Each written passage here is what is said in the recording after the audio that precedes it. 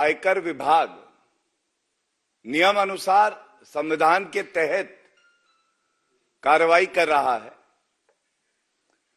और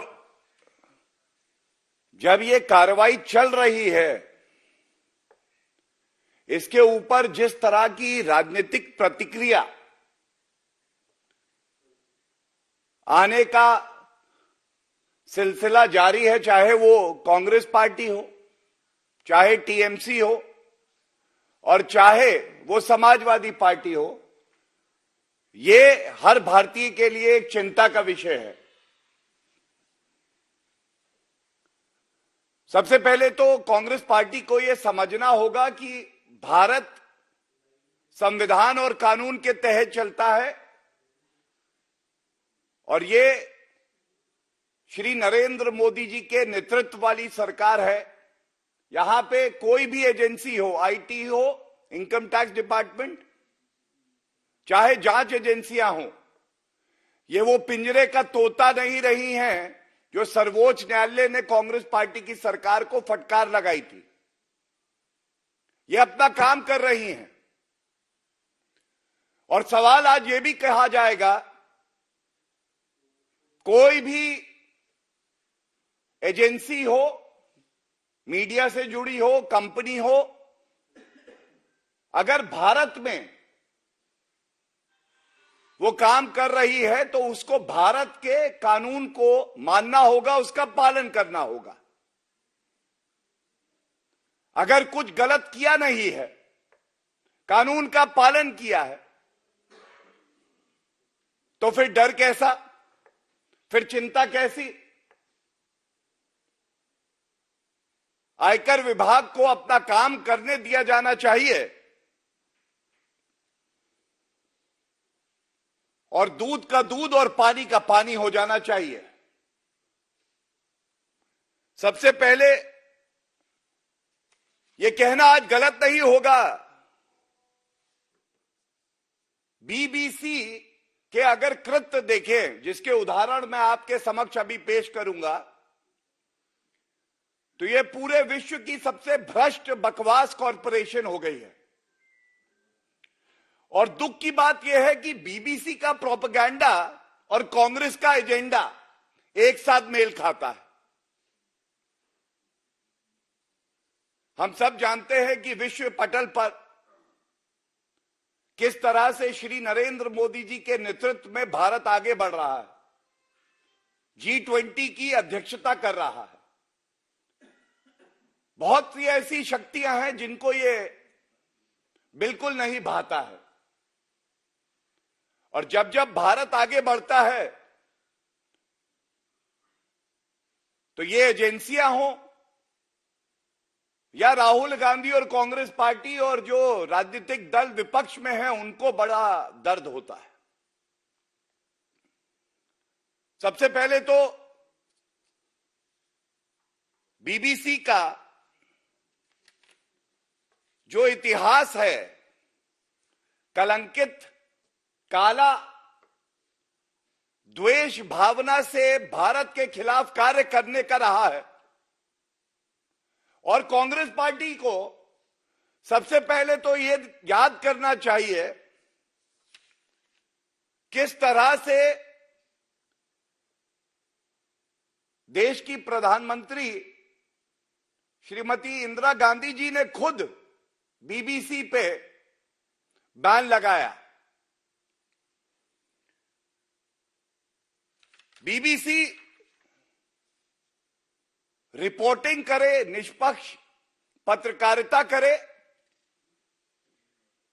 भारत का संविधान ये हक उन्हें देता है। लेकिन किस तरह की पत्रकारिता की आड़ में एक एजेंडा आगे बढ़ाया जाता है, वो मैं आपके समक्ष रख दूं।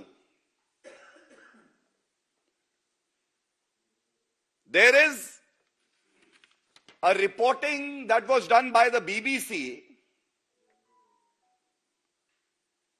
in a program. They unleashed the most venomous attack against our country.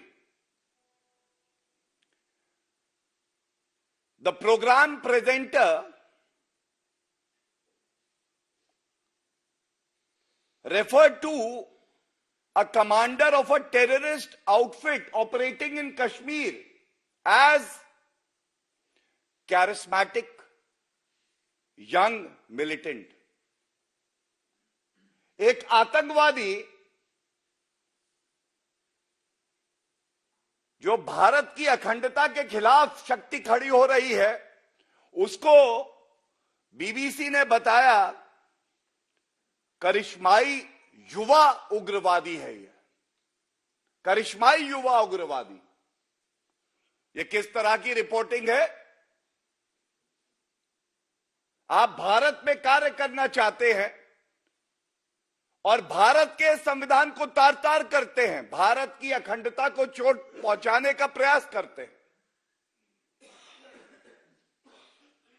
इसी तरह से पूरे विश्व में भारत अपनी संस्कृति, अपनी विविधता के लिए जाना जाता है। यहां क्या त्योहार हैं, सबके क्या भाव हैं, वो बिना जाने बीबीसी ने कहा Holi is a filthy festival.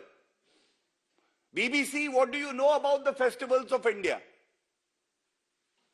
And citing this example will go a very long way to show how venomous, how shallow the reporting of the BBC is. Adding to that, we all revere father of the nation, Mahatma Gandhi ji. But BBC wishes to operate in India, yet refuses to respect the icons of the country. The BBC very categorically in a program, and its presenter had the temerity to say that Mahatma Gandhi had failed in his attempt to liberate India in 1946.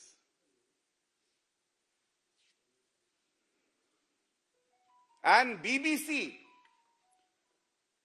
should definitely also pay heed to the words of UK's longest serving Prime Minister, Margaret Thatcher. She had called the BBC as Bolshevik Broadcasting Corporation.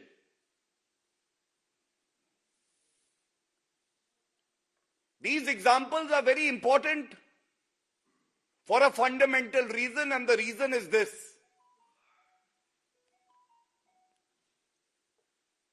India is a country which gives an opportunity to every organization,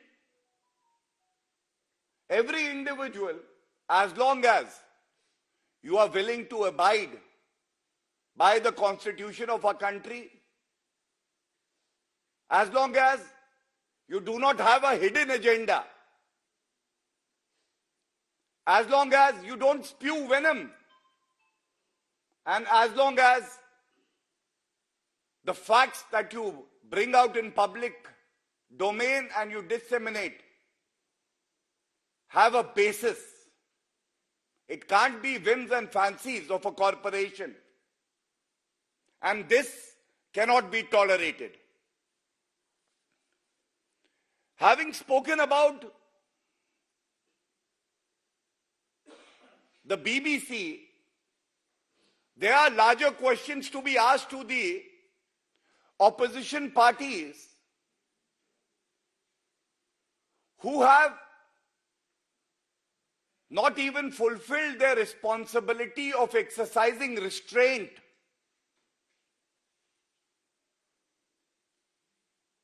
और ये कहना गलत नहीं है।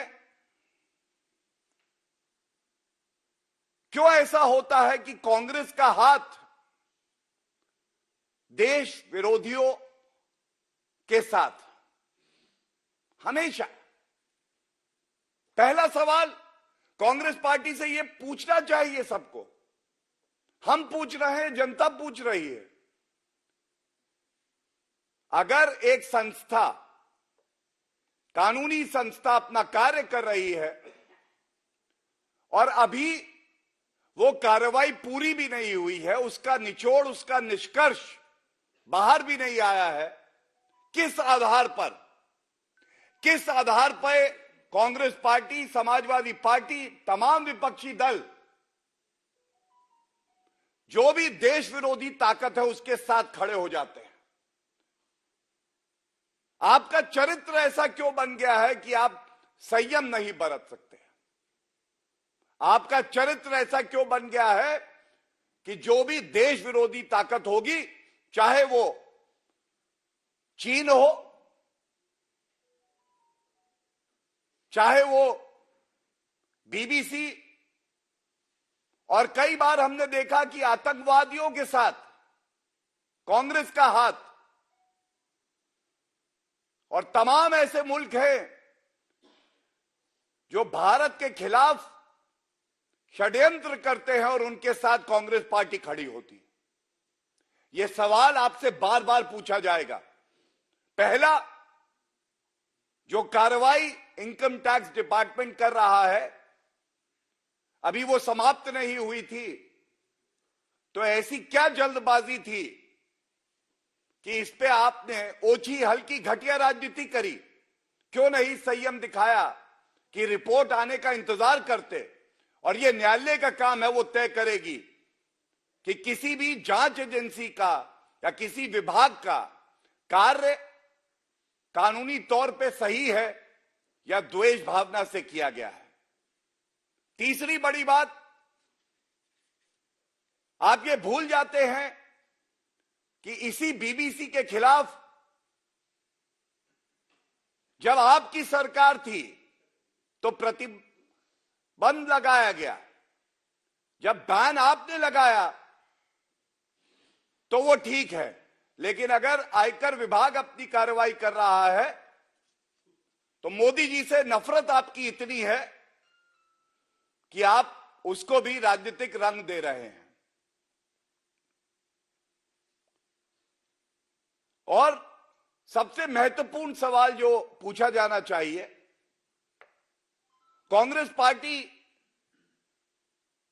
क्यों ऐसा चरित्र दिखाती है कि किसी भी संवैधानिक संस्था और कानूनी संस्था पर इनका विश्वास नहीं होता है? चाहे वो देश का सर्वोच्च न्यायालय हो, चाहे वो प्रधानमंत्री का पद हो, चाहे वो भारत की सेना हो, चाहे वो इलेक्शन कमीशन ऑफ इंडिया हो, चाहे वो सीएजी हो, और अब ईडी सीबीआई पे भी आप आरोप लगाते हैं, लेकिन न्यायालय जाते हैं तो आपको कोई रिलीफ नहीं मिलता है। आयकर विभाग पे भी आपका विश्वास नहीं है, तो आपका विश्वास केवल ऐसी संस्थाओं पे है, ऐसी एजेंसियों पे है जो भले भारत का नुकसान कर दे, लेकिन आपकी राजनीतिक रोटियां सेकने के लिए आपको तवा मिलता रहे। ये बेहद ही निंदनीय है, दुर्भाग्यपूर्ण है। और मैं इतना ही कहूंगा, कोई भी जांच एजेंसी हो या कोई भी विभाग हो, अगर वो अपना कार्य कर रहा है और उस पे इस तरह की राजनीतिक रोटियां सेकी जा रही हैं, तो देश की जनता देख रही है कि किस तरह से आप देश विरोधी शक्तियों के साथ खड़े हैं और देश के साथ नहीं खड़े हैं। धन्यवाद।